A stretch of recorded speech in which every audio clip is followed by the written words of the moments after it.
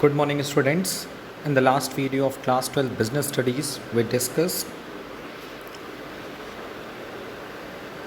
the chapter number 8, that is controlling.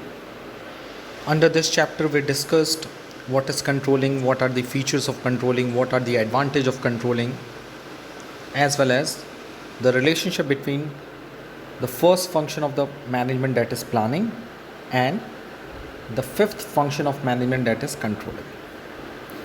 Planning and controlling, both function of the management are forward looking as well as backward looking.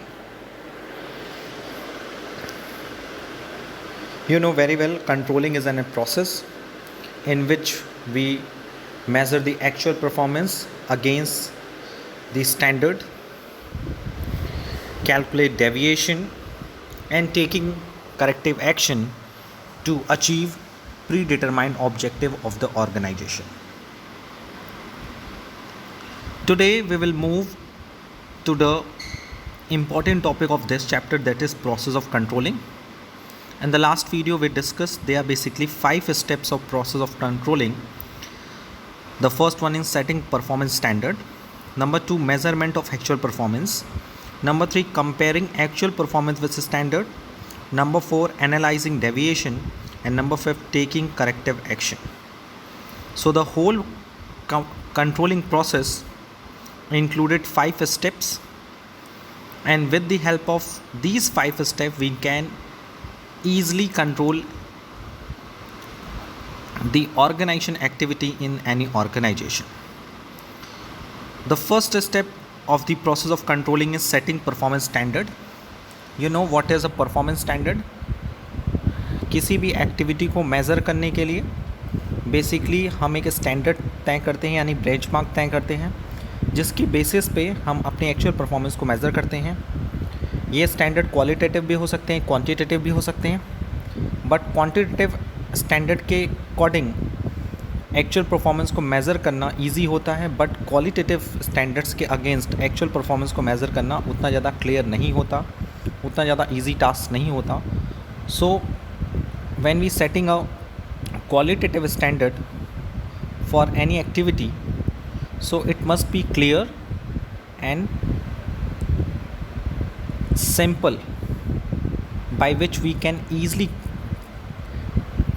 calculate, easily find out the actual performance of any organization. As well as the most important part of the standard is, a standard should be a flexible and it should be revised regularly, because you know very well the environment and future condition are dynamic, it changes regularly. So if there are any kind of favorable changes in the environment, so the standard can be increased, but if there is a negative changes in the environment which are adverse effect in our organization, so we can reduce our standards, because a standard is fixed for the future operating activities.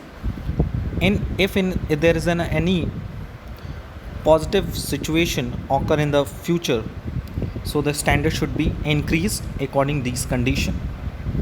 And on the other hand, if the situation are adversely affect the business organization, so in this situation standard should be revised, should be minimized according to the situation. So the second step of controlling process is that measurement of actual performance. Once the standard are fixed, the next step is to measure the actual performance. Generally, it is conducted by the manager to analyze the overall efficiency level of the employees. While measuring the performance, objective and reliable methods should be used, such as sample checking, preparing reports, personal observation. जब हम actual performance को measure करें, तो standard जो हमने clear कर लिए उनको ध्यान में रख के हमें एक्चुअल परफॉर्मेंस को मेज़र करते रहना चाहिए, क्योंकि एक बिज़नेस ऑर्गेनाइजेशन का जो एक्चुअल परफॉर्मेंस है वो ही एम्प्लॉयज़ की ओवरऑल एफिशिएंसी लेवल को इंडिकेट करता है। There are various kind of methods जिससे हम लोग एक्चुअल परफॉर्मेंस को मेज़र कर सकते हैं, जैसे कि सैम्पल चेकिंग, जिसे हम लोग रैंडम चेकिंग भी करते हैं। बीच बीच में आप सैम्पलिंग वे में ऑर्गेनाइजेशन में जाइए और टारगेट को एनालाइज करिए कि हमने ऑब्जेक्टिव को अचीव करने में कितना % सक्सेस हो चुके हैं, कितना % हमने सक्सेस प्राप्त की है। या फिर आप प्री डिटरमाइंड पीरियड डिसाइड कर लीजिए, उसके लिए रिपोर्ट्स बनाइए, that is preparing reports, monthly reports, quarterly reports, half yearly reports, कि ऑर्गेनाइजेशन ने जो अकाउंटिंग पीरियड के स्टार्टिंग में, फाइनेंशियल के स्टार्टिंग में जो ऑब्जेक्टिव रखा है, हम after 1 month, after 3 month, after 6 month हम उस ऑब्जेक्टिव के कितने करीब आ चुके हैं। And number third, personal observation. It is a very popular technique to measurement actual performance, क्योंकि पर्सनल ऑब्जर्वेशन से हमें जो भी इंफॉर्मेशन मिलेगी वो एकदम एक्यूरेट होगी। सम सिचुएशन हम देखते हैं कि जो रिपोर्ट्स बन के आती है वो सिर्फ कागज़ों पे सही होती है, बट एक्चुअलिटी में उसका कोई लेना देना नहीं होता। So when we are measure the actual performance should be based on the standard. Second important things, actual performance depicts the overall efficiency level of the employees. Actual performance measurement can be done by the sample checking, preparing reports and personal observation. Measurement should be done after the task is completed is a very important part, because जब काम पूरा हो जाए तब हमें measurement करना चाहिए। अगर काम प्रोग्रेस में है तो हमें उसका measurement नहीं करना चाहिए। अगर कोई वर्क चल रहा है, उस वर्क के बीच में अगर मेजरमेंट करेंगे तो एक तरह से वो एम्प्लॉयज़ के ऊपर प्रेशर भी क्रिएट करेगा। तो एक तरह से वो टाइमली वर्क ज़रूर कंप्लीट हो जाएगा, बट रिसोर्सेज काफ़ी वेस्ट हो जाएंगे। वहीं अगर हम और बात करें कि मेज़रमेंट टास्क कंप्लीट होने के बाद इसलिए भी ऑब्ज़र्व करना ज़रूरी होता है क्योंकि तब आपको एकदम एक्यूरेट इन्फॉर्मेशन मिलेगी। अगर आप मिड में या काम करते वक्त अगर चेकिंग कर रहे हैं, ऑब्जर्वेशन कर रहे हैं, एक्चुअल परफॉर्मेंस को स्टडी कर रहे हैं, तो वो कहीं ना कहीं आपको सही इन्फॉर्मेशन नहीं देगी। However sometimes performance can be measured during the performance to ensure regular control over the activity. Usually in large organisation certain pieces are checked at random instead of checking the whole lot. This is called sample checking. You know very well कि बड़े बड़े organisation में quality check करने के लिए product की quantity check करने की बजाय क्वालिटी चेक करने के लिए हम जब प्रोडक्शन होता है तो उसके बीच में सुपरविज़न जाता है और रैंडम वे में किसी एक प्रोडक्ट के पीस को उठाता है और चेक करता है कि क्या वो हमारे दिए गए स्टैंडर्ड्स के अकॉर्डिंग है या फिर नहीं है। So measurement of actual performance is a very important part because it depicts the overall efficiency level of the employees. So किसी भी टास्क, किसी भी एक्टिविटी की एक्चुअल परफॉर्मेंस को मेज़र करने के लिए बहुत ही ध्यान से हमें उसको मेज़र करना चाहिए, क्योंकि अगर सही मेज़र हुआ तो बढ़िया है, अगर मेज़रमेंट सही नहीं हुआ तो कहीं ना कहीं हम जो कंट्रोलिंग के लिए स्टेप फॉलो करेंगे वो हमें actual result, actual control establish नहीं करने देगा। The number third step is comparing actual performance with standard. It is a very easy and popular steps of controlling process and it is must followed by every employees कि जब हम standard decide कर लिए, employees के actual performance को measure कर लिए, so now we will move to the third step, the calculate deviation. Deviation means the difference between actual and desired results. यानी हमने क्या रिज़ल्ट डिज़ायर किया था, क्या सोचा था, क्या एक्सपेक्ट किया था और क्या एक्चुअल रिज़ल्ट आया है, उनके बीच में कंपैरिजन करना बहुत ज़रूरी है। Comparison becomes easier when standard are set in quantitative terms. यही मैं बाद में शुरू में बता रहा था, स्टैंडर्ड जो होते हैं अगर क्वांटिटेटिव टर्म्स में होते हैं तो हम ईजिली डिस्कस कर सकते हैं, ईजिली उसको हम मेज़र कर सकते हैं, बट क्वालिटेटिव टर्म्स को हम ईज़िली मेज़र नहीं कर सकते। अगर हमारी स्टैंडर्ड है कि हमें वन वीक में या 1 मंथ्स में हमें 500 यूनिट्स प्रोड्यूस करना है या 5000 यूनिट्स प्रोड्यूस करना है, उतना गुड्स एंड सर्विस अप्लाई करना है, सो इन दिस सिचुएशन में हम एक्चुअल परफॉर्मेंस मेज़र किए कि सपोज़ हमने 450 यूनिट्स प्रोड्यूस किए हैं इन 1 वीक और 4500 इन 1 month, what ever. So the deviation is standard minus actual performance. The comparing actual performance with standard says कि standard था 5000 यूनिट प्रोड्यूस करने के लिए, बट हमने कितना प्रोड्यूस किया 4500. सो हमने अभी तक 500 यूनिट्स की शॉर्टेज है, यानी डेविएशन. अब डेविएशन तो पता चल गया कि हमने 500 यूनिट्स कम प्रोड्यूस किया है. इतना क्लियर हुआ? ओके. मीन्स पहले स्टेप में हमने डिसाइड किया कि हमारा स्टैंडर्ड क्या है, हमारा प्री डिटरमाइंड ऑब्जेक्टिव क्या है. उसके बाद हमने एक्चुअल परफॉर्मेंस को मेज़र किया कि हम एक्चुअलिटी में हमने क्या क्या गोल अचीव किए, मतलब कितना यूनिट प्रोड्यूस किया. उसके बाद उनके बीच में कंपैरिजन किया, यानी डेविएशन कैलकुलेट किया. अब now the fourth is very important part of the controlling. अगर ये पार्ट हम अच्छे से नहीं करेंगे तो एक तरह से हम कंट्रोलिंग को कहते हैं controlling is a forward looking function. तो कहीं ना कहीं कंट्रोलिंग का जो एम है, कंट्रोलिंग जिसके लिए किया जाता है, जिसके लिए इतना टाइम इतना एफर्ट लगाया जाता है, वो सक्सेस नहीं हो पाएगा. So the important part of the whole controlling process is based on analysing deviation. Deviation को एनालाइज करना कि अगर हम 500 यूनिट शॉर्ट प्रोड्यूस किए हैं, हमारा टारगेट था 5000 यूनिट प्रोड्यूस करने का, but we could only produce 4500. तो why we are produce only 4500 units, 500 units produce क्यों नहीं हो पाया टाइम के अंदर. So analyzing deviation under this step, deviation is a key area of business need to be attached on an urgent basis as compared to deviation in certain insignificant areas. There is a need to determine the acceptable range of deviation in all operational areas. ये line, there is a need to determine the acceptable range of deviation in all operational areas. अब ये क्या है sir? हमने step 1 में decide किया हम 500 units produce करेंगे, 5000.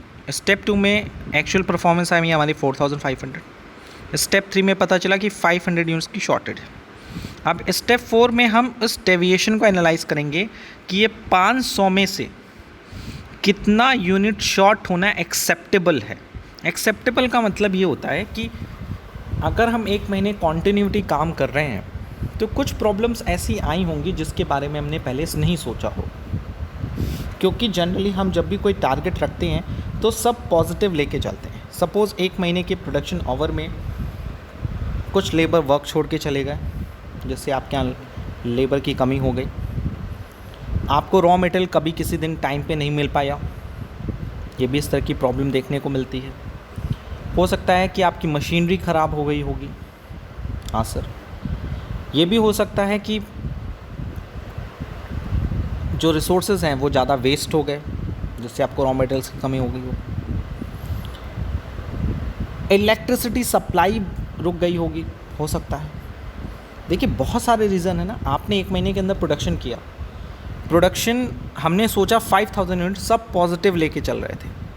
स्टेप 2 में हमने प्रोड्यूस किया 4500 यूनिट्स, यानी हमने स्टेप 2 में पता किया हम 500 यूनिट का डेविएशन है.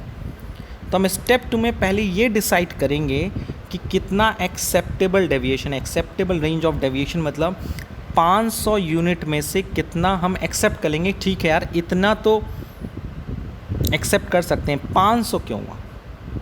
मीन्स अगर हम सारी सिचुएशन को स्टडी करें, सारी सिचुएशन मीन्स कि हो सकता है इलेक्ट्रिसिटी सप्लाई रुक गई हो, मैन पावर अवेलेबल ना हो, रॉ मटेरियल अवेलेबल ना हो.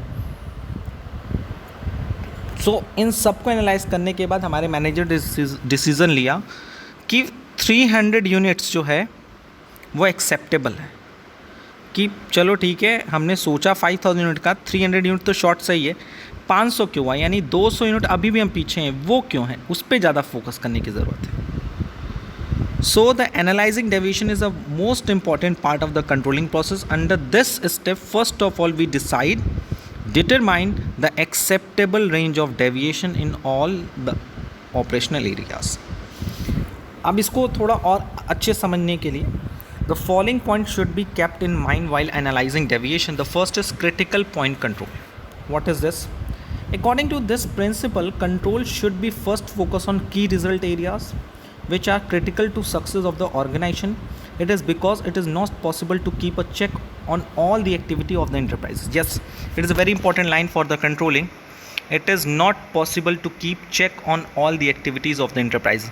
आप enterprises के हर काम को control नहीं कर सकते, हर काम को check नहीं कर सकते. Therefore, if anything goes wrong at the critical point or key areas, immediate action should be taken. Means first of all जब भी हम डेविएशन को एनालाइज करें तो पहले हमारे मन में ये आना चाहिए कि की एरियाज़ क्या हैं. ये की एरियाज़ का मतलब होता है वो एरिया जिससे हमें लॉस ज़्यादा हो सकता है,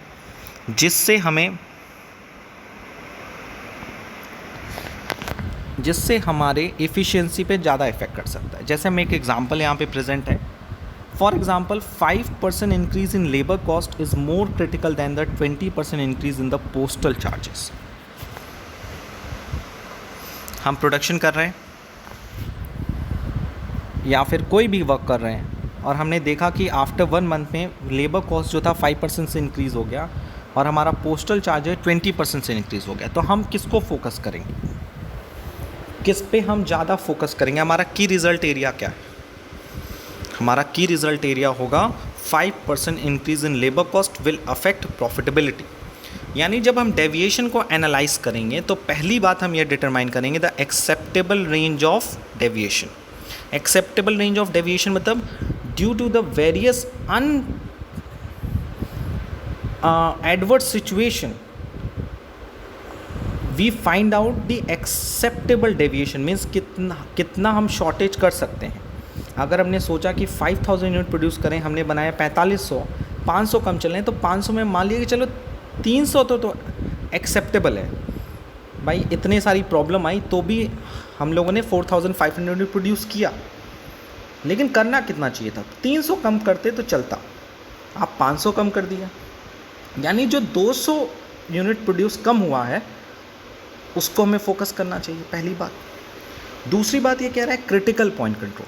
जब हम कंट्रोलिंग इस्टेब्लिश करें तो किस एरिया पे हमें ज़्यादा फोकस करना चाहिए? क्रिटिकल पॉइंट कंट्रोल हमें बताता है कि firstly we focus on those areas which are critical in nature and it is also known as key result area because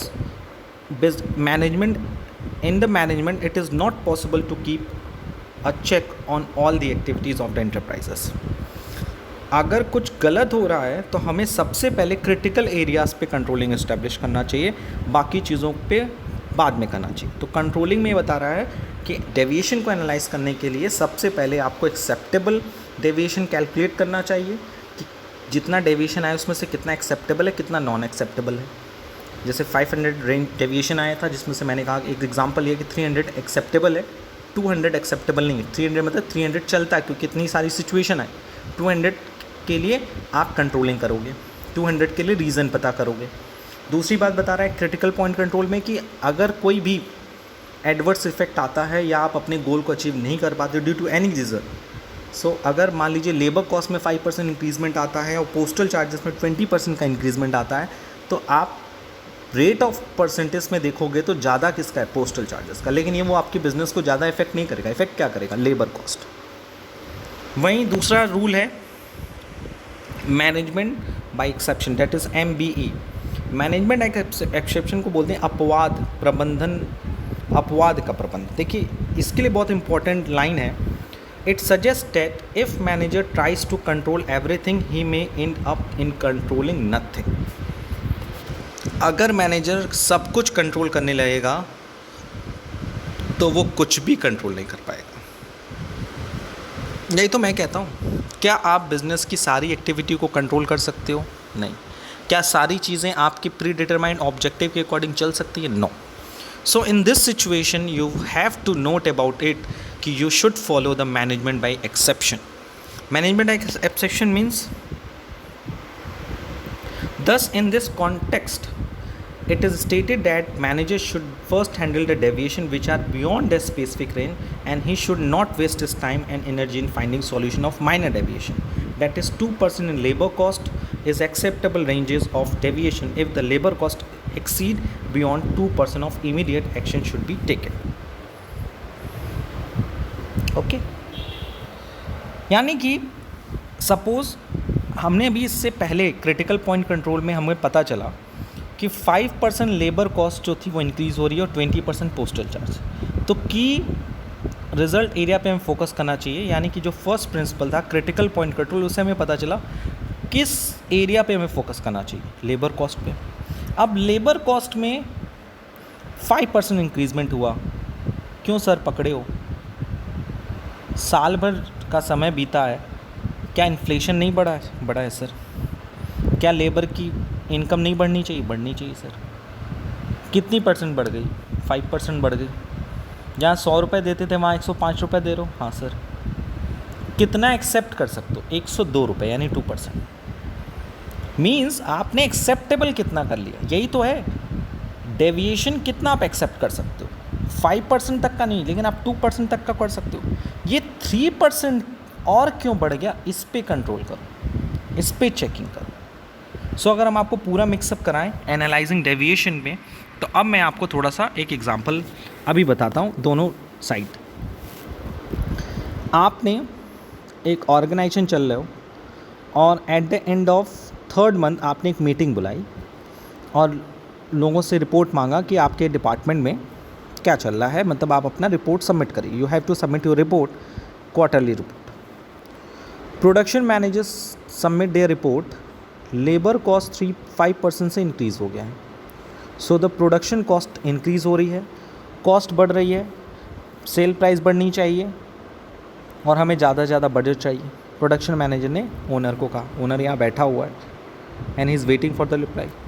वहीं दूसरी ओर अकाउंटेंट या फिर कह सकते हो ऑफिस एम्प्लॉयज़ थे,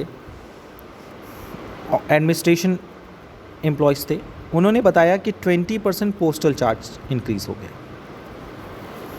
ओके, सब जब ये बैठा यहाँ मैनेजर, वो अब सोचेगा कि पहले हमारा फोकस किस पे होना चाहिए।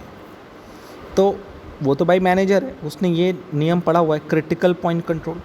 क्रिटिकल पॉइंट कंट्रोल क्या करता है कि अगर आपके सामने कई सारी एडवर्स सिचुएशन आ जाए तो आप कंट्रोलिंग सबसे पहले कहाँ इस्टेब्लिश करोगे? We focus the control system on the key result area of the organization because it is most critical to the success of organization and it affects the profitability of the business. So administration ने कहा 20% postal charge increase हो गया है, तो वो postal charge पे ज़्यादा focus नहीं करेगा। He focused on the production manager because labour cost will be increase by 5%। यानी with the help of critical point control we take the help which kind of areas is most important to control immediately, because अगर इसको control नहीं किया गया तो आने वाले 3 महीने में हमें और ज़्यादा कॉस्ट बियर करना पड़ सकता है। ओके, अब रही बात दूसरी बात, यानी अब मैनेजर है, अब मैनेजर ने एडमिनिस्ट्रेशन एम्प्लॉयज़ को कहा कि जाइए, ठीक है आपकी प्रॉब्लम मैंने सुन ली, इस पर मैं बात करूँगा बाद में। अभी उसने प्रोडक्शन मैनेजर को बुलाया पर्सनली और कहा कि लेबर कॉस्ट जो है 5% से बढ़ गया है। हाँ सर। अब वो प्रोडक्शन मैनेजर से लिस्ट मांगेगा कि रीज़न बताओ why labour cost increase by 5%। Production manager ने बहुत सारे सजेशन दिए, बहुत सारे रीज़न बताए कि why labour cost increase by 5%, and he inform to his boss why labor cost increased by 5%। अब ये ओनर है, इसने तो मैनेजमेंट पढ़ा हुआ है। हाँ सर पढ़ा हुआ है। ये जानता है कि 5% जो है लेबर कॉस्ट इंक्रीज़ हुआ है, वो सब कुछ तो कंट्रोल नहीं कर सकता, लेकिन उसने जितना रीज़न पढ़ा उस रीज़न को एनालाइज करने के बाद उसने सोचा कि यार 5% कुछ ज़्यादा बढ़ गया, मुझे लगता है कि 3% ही बढ़ना चाहिए था। यानी with the help of information given by production manager the reason why labor cost is increased by 5%. He decide he think that labor cost will be increased by 3%. It should not be increased by 5%. सो उसने ये मान लिया कि 3% तक तो acceptable है. अब वो निगोशिएबल करेगा, कहेगा 3% तक का तो हम लेबर की वेजेस बढ़ाने के लिए आपको परमिशन देते हैं, बट जो 2% और बढ़ने की बात है वो हम कंट्रोल नहीं कर सकते, वो हमारे बजट में नहीं. ये उसको कहाँ से नॉलेज मिला? ये उसको नॉलेज मिला with the help of management by exception. यानी जब भी हम डेविएशन को एनालाइज करते हैं तो firstly we focus on the key result area and thereafter we focused on the second principle of deviation, that is management by exception, which says management should first handle the deviation which are beyond the specific range and he should not waste his time and energy in finding the solution of minor deviation. अगर 3% तक का labour cost बढ़ता है तो उसको हम छोड़ देते हैं, उसको हम कहते हैं अरे ठीक है इतना तो बढ़ेगा हर साल, इतना तो लेबर की वैल्यू बढ़ेगी हर साल, लेकिन 5% बढ़ गया ठीक है. यहाँ इसमें एग्जांपल में दिया 2% उसने एक्सेप्टेबल किया है. तो बेसिकली इन द समरी, क्योंकि it is a very important part of the controlling process, हम इसको समराइज़ कर देते हैं आपके इंफॉर्मेशन के लिए कि डेविएशन को एनालाइज करने के लिए firstly we focused on the key result area. कौन सा एरिया हमारे लिए ज़्यादा फोकस्ड है, कौन सा ज़्यादा इंपॉर्टेंट है, कौन सा हमारे बिजनेस को ज़्यादा इफेक्ट कर सकता है, उसकी प्रॉफिट को इफेक्ट कर सकता है. वहीं with the help of management by exception, controlling by exception, we calculate the acceptable range of deviation. जैसे आपने देखा एग्जांपल में कि 5% का लेबर कॉस्ट इंक्रीज़ हो गया था, लेकिन मैनेजर ने डिसाइड किया कि ठीक है 2% तक का जो लेबर कॉस्ट है वो एक्सेप्टेबल है. 2% से जितना ज़्यादा हमारा लेबर कॉस्ट इंक्रीज़ हुआ है उसके लिए एक्शन लेना ज़रूरी है. ओके, सो आई होप कि एनालाइजिंग ऑफ डेविएशन आपके लिए क्लियर हुआ होगा. इसमें हम लोग 2 प्रिंसिपल को फॉलो करते हैं. The first one is critical point control and number second management by exception. Okay, the fifth step of controlling is taking corrective action. This is a final step in which manager takes corrective measure to bring back everything on the track in the organization. That is, according to set plans, corrections are required in key result areas which are critical to the success of the organization or in the areas where deviation go beyond the permissible limits. यानी ये जो last step है taking corrective action, इसमें हम लोग कोशिश करते हैं कि जितनी चीज़ें हमारे कंट्रोल के बाहर चली उनको फिर बैक कर ट्रैक पे लेकर आएँ, और हमने जैसा भी प्लान बनाया है हमारी एक्टिविटी भी उसी के अकॉर्डिंग परफॉर्म. और करेक्शन आर रिक्वायर्ड इन की रिज़ल्ट एरिया, और जो करेक्शन होना चाहिए वो किस एरिया में होना चाहिए? की रिज़ल्ट एरिया में होना चाहिए. और इस एरिया में जितना डेविएशन ऊपर जा चुका है, जैसे यहाँ पे लिखा है ना, और in areas where deviation go beyond the permissible limits. जैसे मैंने कहा की result area is a labour cost and where deviation goes beyond the permissible limits. Labour cost increase by 5% but the acceptable limit is 2%. 2% से ज़्यादा जितना labour cost किया उसके लिए हमें करेक्टिव एक्शन लेना चाहिए. The next is correction action में involve training of employees, hiring labor for extra time, replacement of machinery. Sometime if deviation cannot be corrected despite the best effort of manager, standard may be revised. आपको ये भी ध्यान रखना चाहिए कि जो भी प्रॉब्लम्स आई हैं, जो भी दिक्कतें आई हैं डेविएशंस में, आपने जो भी रीज़न फाइंड आउट किए हैं, जैसे अभी लेबर कॉस्ट इंक्रीज़ हो गया, तो अगर आपने कहा कि 2% तक का एक्सेप्टेबल था, मैंने तो एग्जांपल में लिया था 3%, सपोज़ 3% तक एक्सेप्टेबल था, तो आप निगोशिएट करेंगे विद द लेबर. यानी आपके लिए टेकिंग करेक्टिव एक्शन क्या होगा? Consult with the labour union to reduce the labour cost. Otherwise organisation क्या करेगा? काम किसी और को दे देगा, लेबर्स को निकालेगा. भाई जाहिर सी बात है कि वो 3% से ज़्यादा लेबर कॉस्ट इंक्रीज़ नहीं कर सकता. सो हर प्रॉब्लम का सॉल्यूशन है जो हम कंट्रोलिंग के fifth step that is corrective taking action में लेते हैं। उसके अलावा भी अगर हमारा प्रोडक्शन कम हो रहा है तो मान लीजिए उसके लिए कोई रीज़न निकलता है कि एम्प्लॉयज़ ट्रेन नहीं है तो ट्रेनिंग दे सकते हैं। एक्स्ट्रा लेबर की ज़रूरत है तो हम लेबर को एक्स्ट्रा टाइम के लिए हायर कर सकते हैं। मशीनरी कम है या फिर मशीनरी प्रॉपर वर्क नहीं कर रही तो मशीनरी को हम रिप्लेस कर सकते हैं। और इसके अलावा भी अगर डेविएशन करेक्टेड होने के बाद भी हम अपने गोल को अचीव नहीं कर पा रहे हैं, यानी कि हम उसके लिए सॉल्यूशन निकाले हैं फिर भी हम अपने ऑब्जेक्टिव को अचीव नहीं कर पा रहे हैं, तो उसके अकॉर्डिंग हमारे अपने स्टैंडर्ड्स को रिवाइज करना चाहिए। जो मैंने आपको स्टार्टिंग में भी बताया कि स्टैंडर्ड्स को according to the future condition हमेशा रिवाइज करते रहना चाहिए। So they are basically 5 steps of controlling, that is setting performance standard, measurement of actual performance, comparing actual performance with standard, analyzing deviation, taking corrective action. So आज हम लोगों ने पूरे 5 steps को डिस्कस किया। सो आई होप कि you will understand this topic very clearly, but if you have any kind of doubt relating to this topic, please ask me in the online classes as well as in the WhatsApp group. आज के लिए इतना ही। Thank you, thanks a lot.